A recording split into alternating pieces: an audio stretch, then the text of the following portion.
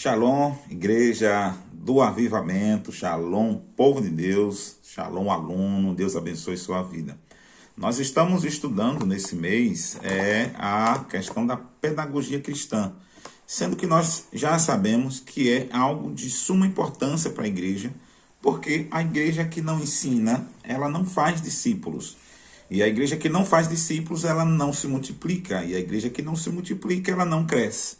E aí pode acontecer de passar anos e anos e anos e a igreja não passar daquela congregaçãozinha pequena, ou que alguns chamam até de a pequena panelinha, não muda. E aquelas pessoas vão saindo, então ela tende a se esvaziar e não a crescer. Uma igreja que não ensina, que não tem uma pedagogia bem sólida, ela pode acontecer o seguinte: as pessoas que vão se desenvolvendo, elas de repente começam a partir para outros ministérios e acabam deixando a igreja ali na mão. É necessário que a igreja tenha um projeto de edificação, um projeto de ensino que venha treinar líderes e enviar esses líderes. É dessa forma que se multiplica uma igreja. Eu tenho uma igreja com 70 pessoas, eu quero passar de 70 pessoas para 150 pessoas. É fácil. Se você quer passar de uma igreja de 70 pessoas para uma igreja de 150 pessoas, é simples. Você treina, capacita e envia 10 líderes.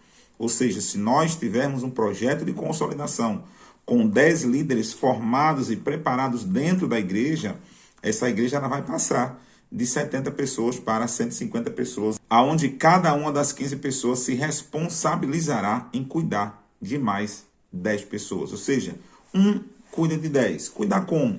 Ensinar, consolidar, doutrinar, ministrar, preparar, informar, conduzir, cada uma cuidando de 10. Quando aquelas 10 que foram cuidadas, que são das 150 pessoas, foram cuidadas ali, e eu quero passar então para uma igreja de 300 pessoas, é fácil. Eu vou treinar mais 15 líderes e capacitar esses 15 líderes e ter 30 líderes.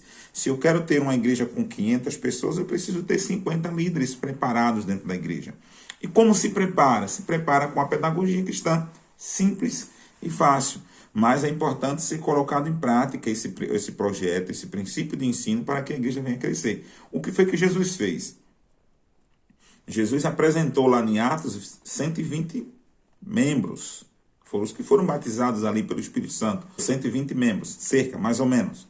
Mas para que essas 120 pessoas fossem batizadas pelo Espírito Santo, Jesus capacitou 12. Ou seja, 12 geraram 120. Depois daqueles 120 preparados, se multiplicaram. A igreja passou a se multiplicar. E quanto mais a igreja crescia, mais ela se multiplicava nesse padrão de ensino. Não podemos desprezar a pedagogia na igreja. Mas qual é então, pastor, o fundamento desse ensino bíblico? É sobre isso que nós queremos falar hoje. Vamos falar primeiro sobre a questão do fundamento. O que é um fundamento? Um fundamento é um princípio básico de uma construção, é o alicerce dessa construção. Se você constrói um prédio, a planta desse prédio, a estrutura desse prédio, ela está sobre esse bendito desse fundamento. Se o fundamento estiver errado, toda a construção será comprometida. Ou seja, no que tange ao conhecimento dos fundamentos, quem ensina as escrituras também precisa ter uma base sólida do seu ministério. É necessário que, eu sou um professor das Escrituras, então eu preciso ter uma base sólida, não somente da Bíblia, mas daquilo que eu vou fazer. Como é que eu vou ensinar se eu não conheço as práticas pedagógicas? Acontece muitas das vezes em escolas bíblicas, sabe o que acontece? O professor pega o material de ensino, a apostila, seja a revista, dá uma lida superficial por cima, chega no dia da sala de aula e faz como se fosse um culto normal e vai lá pregar sobre aquilo. Ensinar não é isso. Ensinar não é pregar, é diferente. Pregar é pregar um sermão. Eu estudei, vou lá, apresento aquele sermão e as pessoas ali participam, ouvindo. Mas o ato de ensinar é necessário que torne o aluno protagonista. Então, no que tange a base sólida das Escrituras, o professor já precisa ter essa base sólida nas Escrituras. Ele não pode ser uma pessoa que ainda não conhece os versículos, não conhece os fundamentos teológicos, não conhece os assuntos da teologia. Ele não pode ser uma pessoa que não tenha domínio de causa no que tange a pedagogia bíblica, no caso, as escrituras. Então, o alicerce não pode ser um alicerce também de conceitos humanos, nem de sabedoria dos eruditos. Ele é algo muito mais profundo. Seu ministério deve ser edificado sobre as escrituras sagradas. Ou seja, eu sou um professor bíblico, eu preciso ter a minha vida fundamentada. Eu preciso ter um bom testemunho perante a igreja, porque as pessoas vão estar lá me ouvindo. E eu preciso ter conhecimento bíblico, teológico, para que eu possa passar para essas pessoas fundamentado nas escrituras. E aí, então, eu já tenho então um fundamento. E a igreja precisa estar permanecendo nesse fundamento. A igreja não pode se afastar das escrituras. As doutrinas da igreja precisam estar fundamentadas nas escrituras. Professor, mas a doutrina da igreja não é a doutrina da Bíblia? Nem sempre. A igreja ela tem a doutrina teológica e a doutrina cultural. Ou seja, a doutrina cultural também precisa estar de acordo com as escrituras.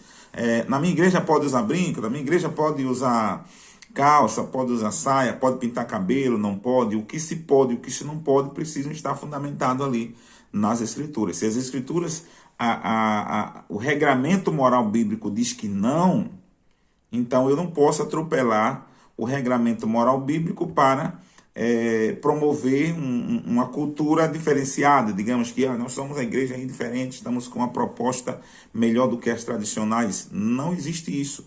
As propostas precisam ser fundamentadas nas escrituras. Nós temos aí a ideologia de gênero, que é um assunto muito badalado aí nas igrejas. Algumas igrejas concordam com casamento gay, outras não concordam. Mas o que é que a Bíblia vai dizer?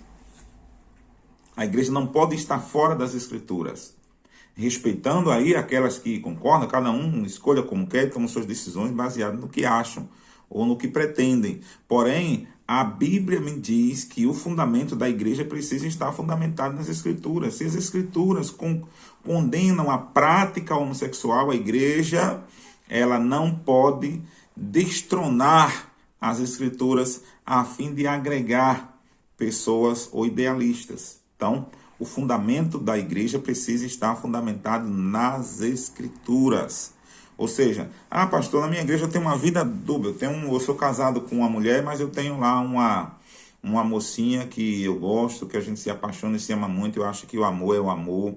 E aí, a igreja diz o quê? A igreja diz que não, a igreja diz que é adultério. A Bíblia diz que é adultério. Mas eu vou sair da igreja porque se eu sair da igreja o dízimo aí vai cair porque o meu dízimo nessa igreja é alto. Nossa igreja não é uma prostituta, nossa igreja não está à venda. Pega seu dízimo e vá para onde você quiser. Porque nós não vamos destronar as escrituras para agregar pessoas, seja lá qual pessoa for.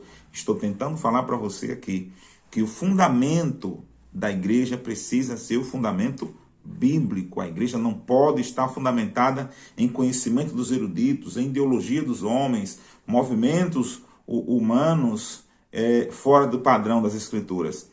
Se o movimento padrão dos humanos, das pessoas, não ferirem o princípio bíblico, não tem problema. Mas se ferir, tem problema sim. Muitas igrejas combatem. Na minha igreja só pode esse tipo de música, só o hino da harpa. Esse estilo de música aqui não combina, porque a nossa fé não compactua com isso. Respeito. Mas uma vez que a musicalidade nas escrituras não está especificada, o padrão nem o estilo de música, então... na minha igreja o pessoal lá escuta rock no culto, rock evangélico, eles cantam reggae evangélico, eles cantam músicas evangélicas, as pessoas adoram a Deus, parabéns, glória a Deus, mas não viram as escrituras. Mas eu posso, pastor, trazer um rock que eu achei tão bonita aquela letra ali. E na nossa igreja a gente aceita, entendeu? É um rock do Guns, mas ele fala knock, knock, knock, knock on heaven's door, né? Batendo, batendo, batendo na porta do céu. Então, uma vez que traga essa mensagem de bater na porta do céu, a música fala sobre fé, a gente trouxe e colocou lá no culto e o pessoal gostou. Não, ainda não. Aí é mercado secular. Mercado secular. É uma música feita por roqueiros, mundanos, música secular, ainda que sejam artistas, mas eles são artistas mundanos. Não posso pegar as coisas do mundo, por mais bonita que aparenta, e trazer para o altar da igreja. O altar da igreja é lugar de colocar coisas, essências cristãs que adoram e celebram o Senhor. Então, Mais uma vez repetindo, o fundamento da igreja deve ser um fundamento bíblico. O pastor, a liderança, as pessoas que compõem o ensino bíblico devem ser pessoas fundamentadas em conceitos bíblicos e não fora da Bíblia. Então, esse alicerce deve ser baseado na verdade. Por quê? Porque somente a verdade divina revelada nas páginas da Bíblia pode transformar vidas e formar o verdadeiro caráter do cristão. Ou seja, as verdades. Que verdades são essas? As verdades são esta palavra de Deus. E o que não está, pastor, fora da palavra de Deus, você quer dizer que não é verdade?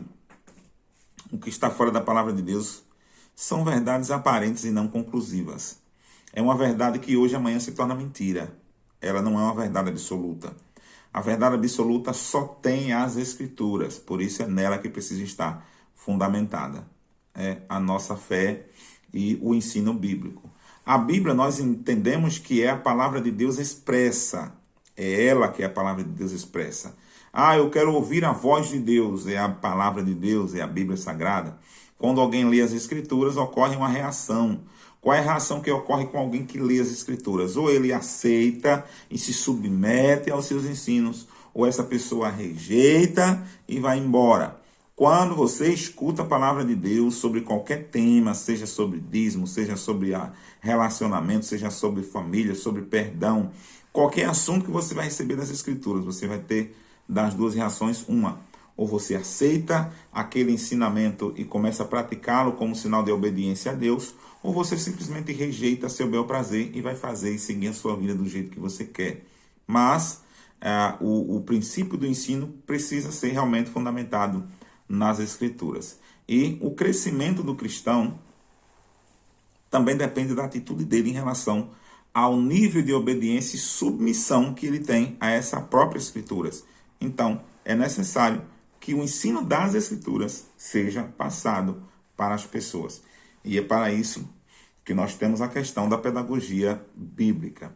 E para que possamos fundamentar esse ensino bíblico, nós precisamos edificar um fundamento firme. Eu coloquei aqui algo aqui interessante que diz o seguinte: o ministério do mestre bíblico destina-se a ajudar os homens a entenderem a palavra de Deus e levá-los a uma atitude positiva para com Deus. Isto é, buscando. O mestre bíblico os ajuda a voltar-se para ele em obediência e amor. Mas para isto, o mestre não trabalha só. Quem o capacita é o Espírito Santo, que também guia e dirige os ouvintes no processo de aprendizagem. Enquanto o mestre ensina as Escrituras, o Espírito Santo, pelo seu poder, opera e transforma os homens. Jesus disse o seguinte: o Espírito Santo a quem o Pai enviará em meu nome, esse vos ensinará todas as coisas e vos fará lembrar de tudo que vos tenho dito. João capítulo 14, versículo 26. Ainda diz o seguinte, o ensino do mestre baseia-se na palavra de Deus e o seu poder vem do Espírito Santo para o estímulo, crescimento, edificação e amadurecimento do cristão. Ou seja, nós acabamos de ver que a importância do ensino bíblico, a importância da pedagogia bíblica, ela é extremamente relevante para a igreja, mas que este fundamento, que este ensino, que esta pedagogia seja 100% baseada na palavra de Deus e não na cultura dos homens. Amém? Até a próxima aula.